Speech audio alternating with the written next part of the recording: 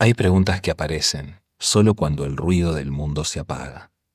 Soy Daniel Radesca y esto es La vida por dentro.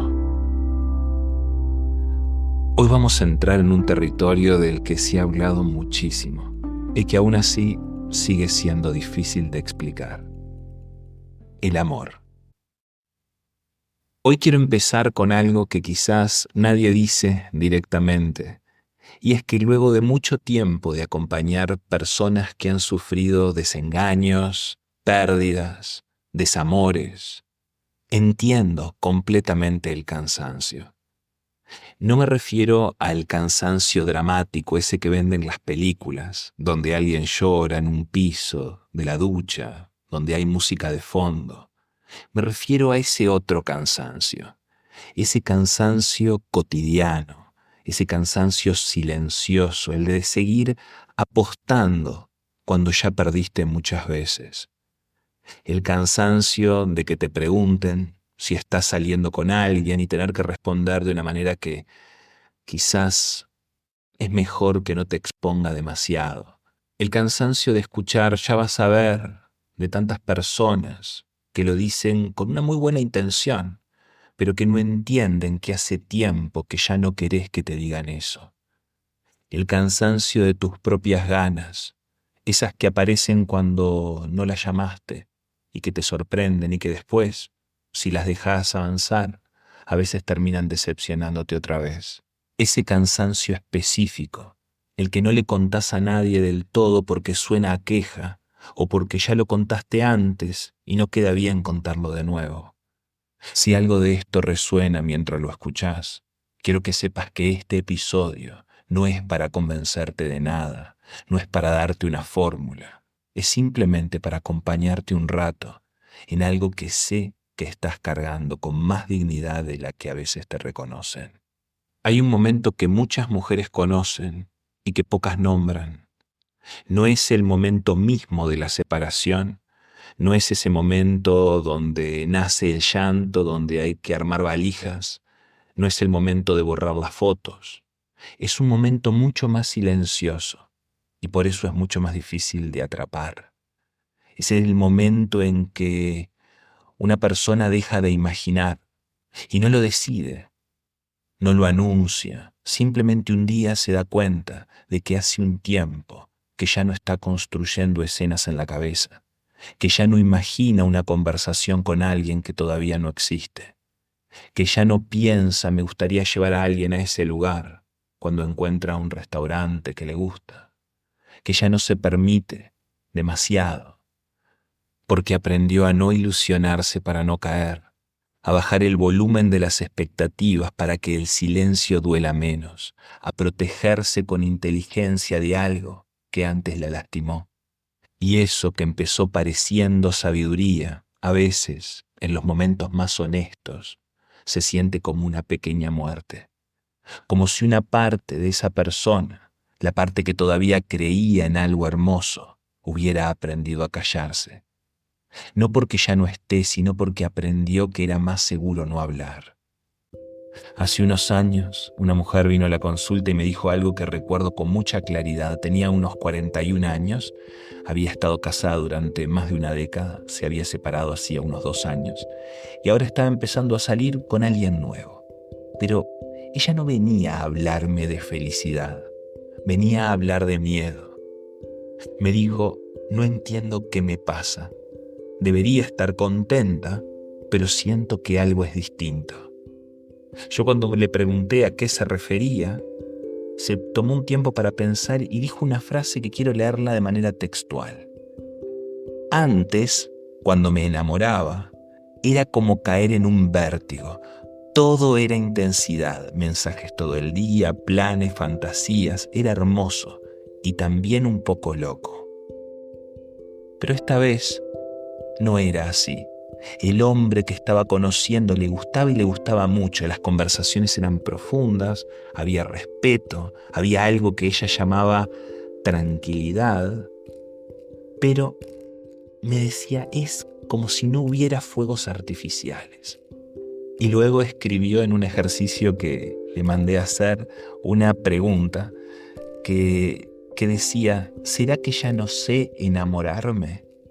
Es interesante porque esto que escribió quizás nunca lo había dicho en voz alta.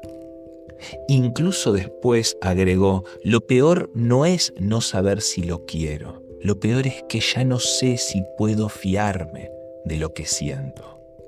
Esa frase se quedó conmigo varias sesiones, porque creo que es una de las heridas más silenciosas que dejan los fracasos amorosos repetidos.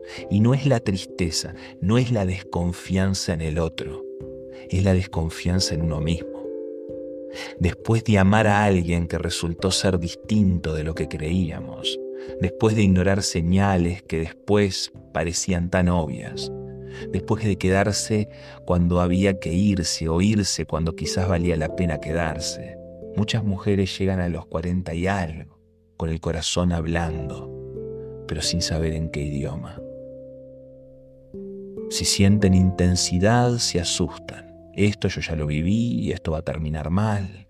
Si sienten calma, dudan. ¿Será que no me importa lo suficiente? Si sienten dolor, se culpan. Yo siempre exagero, siempre hago que las cosas parezcan más grandes de lo que son. Y si sienten alegría, esperan. Ya va a venir algo, a saber que algo va a pasar y algo va a terminar saliendo mal. Es una trampa muy particular y lo difícil es que fue construida con inteligencia, con autoprotección, con experiencia. No fue construida con debilidad, fue con todo lo contrario. Pero es entonces cuando empiezan a pasar cosas pequeñas, cosas que no avisan, que uno no pide, que llegan de repente sin forma de defensa, porque son demasiado simples para ser interceptadas. De repente un día alguien dice algo en una conversación, algo de repente sin importancia, algo que uno responde incluso antes de poder controlarlo. De repente uno lee o relee una frase en un libro sin saber bien por qué, la lee 3 veces, 4. De repente nos encontramos escuchando una canción que no escuchábamos hacía años y nos encontramos parados en medio de una cocina sin hacer nada, solo escuchando. O de repente vemos a 2 personas mayores tomadas de la mano en la calle. Nada dramático, solo 2 personas caminando, pero algo se aprieta en el pecho. Y no se trata de tristeza, se trata de reconocimiento. Como si algo adentro dijera en voz baja, eso es lo que todavía quiero.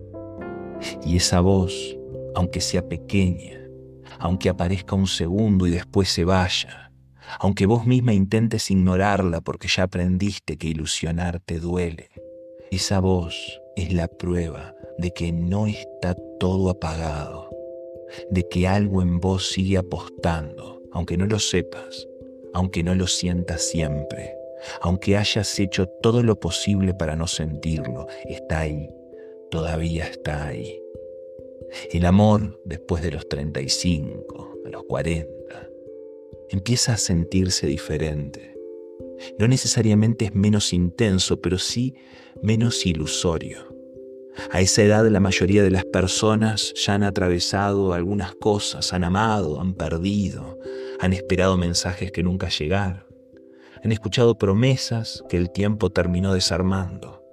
Y lo que ocurre no es simplemente desconfianza, es claridad. Porque a los 20 muchas veces amamos una idea, amamos la promesa de lo que el otro podría ser, amamos el futuro imaginado. Pero con el pasar de los años, el amor empieza a moverse en otro territorio, uno mucho más real. Un territorio donde el otro existe de verdad y existe con sus rarezas, con sus silencios, con sus pequeñas imperfecciones. Y curiosamente, cuando el amor aparece en ese territorio, ya no necesita ser perfecto para ser profundo. El filósofo Alain de Botton escribió algo incómodo, pero que es muy honesto sobre el tema del amor. Dijo que uno de los grandes malentendidos del amor romántico es creer que se trata de encontrar a la persona perfecta y que la pregunta real no es ¿quién es perfecto para mí? La pregunta real es ¿con qué tipo de imperfección soy capaz de convivir? Al principio parece bastante poco romántico, pero si uno lo piensa con calma, tiene algo profundamente liberador, porque deja de ser una búsqueda de algo que no existe y empieza a ser algo más humilde, más humano. El simple reconocimiento silencioso entre dos personas que saben muy bien que la vida trae imperfecciones y que aún así eligen quedarse en la misma historia. Ahora, imaginemos algo diferente. Imaginemos que hay dos empresas que quieren construir casas. Sin embargo, una de esas empresas no es tan cuidadosa y construye a una cierta velocidad un poco descuidada, mientras la otra empresa lo hace a otro ritmo. La primera casa, que se construyó muy rápido, desde afuera se ve impresionante. Tiene balcones enormes, tiene ventanas luminosas, paredes recién pintadas. Desde afuera todo parece perfecto. Pero debajo de la superficie, los cimientos son poco profundos. Cuando llega la primera tormenta fuerte, aparecen las grietas. Ahora, la segunda casa, la que fue realizada por la otra empresa, que se tomaba las cosas más en serio, que se tomaba los tiempos necesarios, es verdad, implicó que la construcción llevara más tiempo. De afuera no es tan llamativa, pero cada piedra fue colocada con cuidado. Los cimientos son firmes y cuando llega la tormenta, la casa permanece. Muchos amores de juventud se parecen a la primera casa, son intensos, son hermosos, son construidos a veces demasiado rápido sobre suelos que todavía no conocíamos muy bien. Pero el amor que viene después, el que llega con historia, con cicatrices, con aprendizaje, se parece un poco más a la segunda casa. La construcción es más lenta, pero también es más consciente. Cada conversación honesta es un ladrillo, cada desacuerdo resuelto es una viga que da más estructura y más solidez. Cada gesto cotidiano, desde preparar un café, desde escuchar sin interrumpir, de quedarse en los días difíciles, esas pequeñas cosas, que son muy grandes por cierto, eso es parte de esa arquitectura silenciosa. No hay un espectáculo, pero hay estructura, y muchas veces en esa estructura es donde se permite que algo dure. No sé en qué momento estás escuchando estas palabras, quizás las estás escuchando en el auto, en el camino de vuelta a casa, quizás caminando con los auriculares puestos y la vista en cualquier parte, a una hora en que ya no queda nadie despierto. No importa dónde. Lo que sí sé es esto: el hecho de que hayas llegado hasta acá, con todo lo que cargas, con todo lo que perdiste, con todo lo que ganaste, con todo lo que aprendiste a callar, dice algo sobre vos. Sos alguien que se rindió, sos alguien que aprendió a protegerse, y esas dos cosas no son lo mismo. Rendirse es dejar de querer, protegerse es seguir queriendo, pero con más cuidado. Y esa voz pequeña que a veces aparece cuando ves dos personas tomadas de la mano o cuando escuchas una canción que hace que te detengas un momento, esa voz no es ingenuidad, no es falta de experiencia, no es que todavía no aprendiste, es la parte más valiente de vos, la que sobrevivió a todo lo que sobreviviste, la que sigue creyendo que algo hermoso es posible, no porque sea fácil, sino porque vos todavía sos capaz de sentirlo, y eso, después de todo, no es poco. Quizás un día cualquiera, sin que lo hayas planeado, alguien va a decirte algo y de repente vas a reírte de verdad.